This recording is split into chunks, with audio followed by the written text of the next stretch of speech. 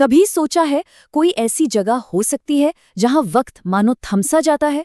आज हम बात करने वाले हैं भारत के एक ऐसे ही सबसे पवित्र और रहस्यमयी तीर्थ की, महाकालेश्वर मंदिर। ये सिर्फ एक मंदिर नहीं है, बल्कि ये समय, ब्रह्मांड और आस्था का एक जीता जागता संगम है। चलिए इस रहस्य से पर्दा उठाते हैं। तो चलिए इस रहस्य को परत दर परत खोलते हैं और शुरुआत एक ऐसे सवाल से करते हैं जो सोचने पर मजबूर कर देता है। आखिर क्यों भारत के सबसे शक्तिशाली मंदिरों में से एक महाकालेश्वर का मुख दक्षिण दिशा की ओर है? हिंदू परंपरा में दक्षिण दिशा को यम यानी मृत्यु के देवता की दिशा माना जाता है। ये एक बहुत ही दुर्लभ और अनोखी बात है जो इस मंदिर को बाकियों से बिल्कुल अलग बनाती है। और इस सवाल का जवाब इस अनोखेपन की वजह स्वयंभू शब्द में छिपी है। महाकालेश्वर ज्योतिर्लिंग स्वयंभू है। इसका मतलब है जो खुद प्रकट हुआ हो, जिसकी शक्ति किसी स्थापना या पूजा पाठ से नहीं आई। वो तो अनादिकाल से स्वाभाविक रूप से वहीं मौजूद थी। तो चलिए अब जरा वक्त में पीछे चलते हैं और देखते हैं इस मंदिर का नाटकीय इतिहास। ये सिर्फ पत्थर और नक्काशी की कहानी नहीं है। नहीं, ये तो विनाश और फिर से उठ खड़े होने की एक कमाल की दास्तां है जो न जाने कितने युगों की गवाह रही है। देखिए, ये टाइमलाइन अपने आप में एक कहानी कहती है। इस मंदिर का होना किसी चमत्कार से कम नहीं है। इसकी जड़ें तो गुप्त काल से भी पहले की हैं। परमार राजाओं ने इसे भव्य बनाया, लेकिन फिर इसे बेरहमी से नष्ट कर दिया गया।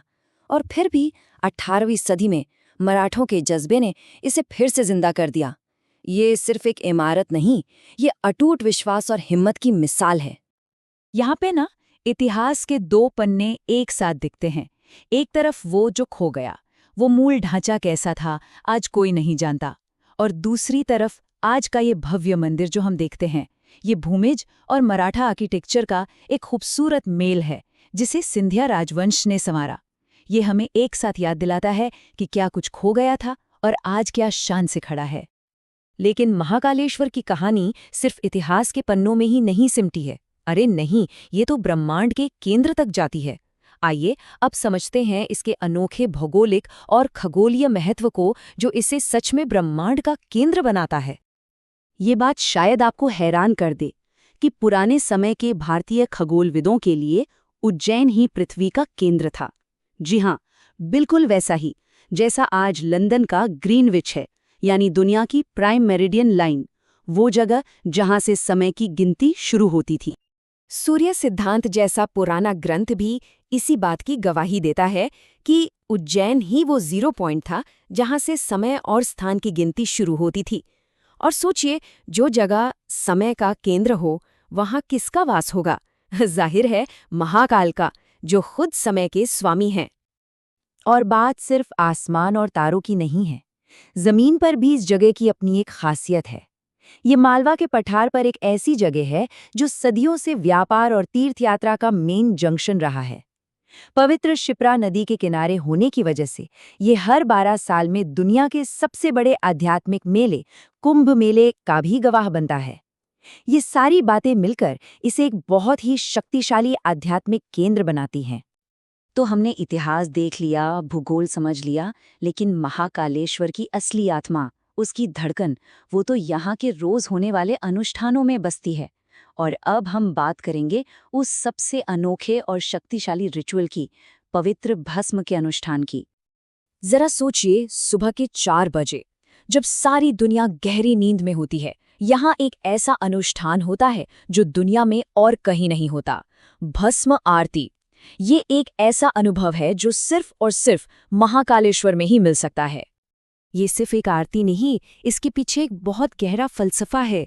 देखिए, इन स्टेप्स को देखिए। देवता को जगाने और स्नान के बाद उन्हें पवित्र भस्म यानी राख से सजाया जाता है। ये राख, ये जीवन, मृत्यु और फिर से जीवन के कभी न खत्म होने वाले चक्र का प्रतीक है। ये एक बहुत बड़ा रिमाइंडर है कि हर अंत में ही एक नई शुरुआत छिपी होती है। और रुकिए, रहस्य अभी खत्म नहीं हुए हैं। मंदिर की तीसरी मंजिल पर एक और राज छिपा है, नागचंद्रेश्वर मंदिर। सोचिए, इसके दरवाजे साल में सिर्फ एक बार खुलते हैं, सिर्फ एक दिन के लिए, नाग पंचमी पर। ये बात इस जगह को और भी दुर्लभ और खास बना देती है। तो जब हम इन सभी धागों को एक साथ जोड़ते हैं, इतिहास, ब्रह्मांड, आस्था, तो एक बात बिल्कुल साफ हो जाती है। महाकालेश्वर सिर्फ एक इमारत नहीं है, ये उससे कहीं कहीं ज्यादा है। तो आखिर है क्या महाकालेश्वर? ये इतिहास, ब्रह्मांड, आस्था और दर्शन का एक जबरदस्त संगम है।